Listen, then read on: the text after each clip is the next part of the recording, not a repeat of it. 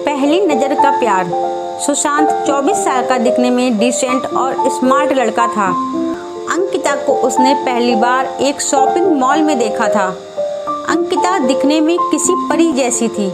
सुशांत को अंकिता को देखते ही पहली नज़र का प्यार हो गया। उस दिन सुशांत अंकिता को देखकर ऐसे मदहोश हुआ कि ना उसे अंकिता से मिलने की सूझी, ना ही उसने सोचा कि उसका नाम या नंबर पता किया जाए। बस वही मूर्ति की तरह खड़ा होकर उसे देखता रहा। अंकिता थोड़ी देर बाद वहां से चली गई। अंकिता के चले जाने के बाद सुशांत का सुख चैन सब चला गया।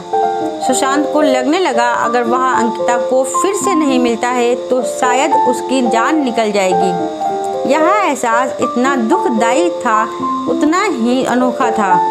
कहीं ना कहीं उसे ये सब अच्छा लग रहा था। शायद यह प्यार था, सच्चा प्यार। अंकिता को ढूंढने का और कोई जरिया नहीं था, इसलिए सुशांत हर दिन उसी मॉल में जाकर इंतजार करने लगा कि किसी दिन अंकिता वापस वहां आएगी तो वह उसे मिल पाएगा। पूरे 2 हफ्तों तक वह लगातार उस मॉल में जाता और पूरा दिन वहां पर अंकिता का इंतजार करता और हर आने जाने वाले लोगों पर नज़र रखता। 2 हफ्ते बाद उसके सब्र का फल उसे मिला और एक दिन अचानक अंकिता खुद उसी के सामने आकर खड़ी हो गई। अचानक अंकिता को अपने सामने देख वह बहुत खुश हो गया और शौक भी। उसके मुंह से कोई शब्द नहीं फूट रहा था। जब काफ़ी देर तक वह कुछ भी नहीं बोला तो अंकिता ने उसे कहा, क्या हुआ? इतने दिनों से मेरा इंतजार कर रहे हो और अब जब मैं सामने खड़ी हूँ तो तुम मुझसे बात नहीं करोगे? सुशांत ने चौंकते हुए कहा, हाँ करूँगा, बिल्कुल करूँगा, लेकिन पहले यह बताओ तुम्हें कैसे पता कि मैं इतने दिनों से यहाँ तुम्हारे लिए आता हूँ? मुझे यह सब इसलिए पता है क्योंकि जिस दिन से तुमने मुझे देखा और उसके अगले दिन से तुम यहाँ हर रोज़ मेरी तलाश में आने लगे, उसी दिन से मैंने भी तुम पर जासूसी करना शुरू कर दी थी। अंकिता ने कहा। सुशांत के मन में एक और सवाल कौंधा। उसने पूछा, अच्छा यह तो समझ में आया कि तुमने मुझ पर बराबर जासूसी की, लेकिन फिर भी यह क्लियर नहीं हुआ कि तुम्हें कैसे पता चला कि मैं तुम्हारी तलाश में यहाँ पर आता था।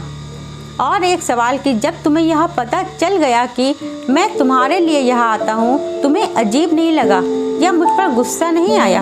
अगले दिन आकर जब तुमने मेरे बारे में उसी दुकान में पूछताछ की जहाँ से मैंने खरीदी की तो उस दुकानदार ने तुम्हें तो मेरे बारे में कुछ भी नहीं बताया, लेकिन मैं उसकी रेगुलर कस्टमर हूँ, इसलिए उसने मुझे फ़ोन करके तुम्हारे बारे में सब कुछ बता दिया था।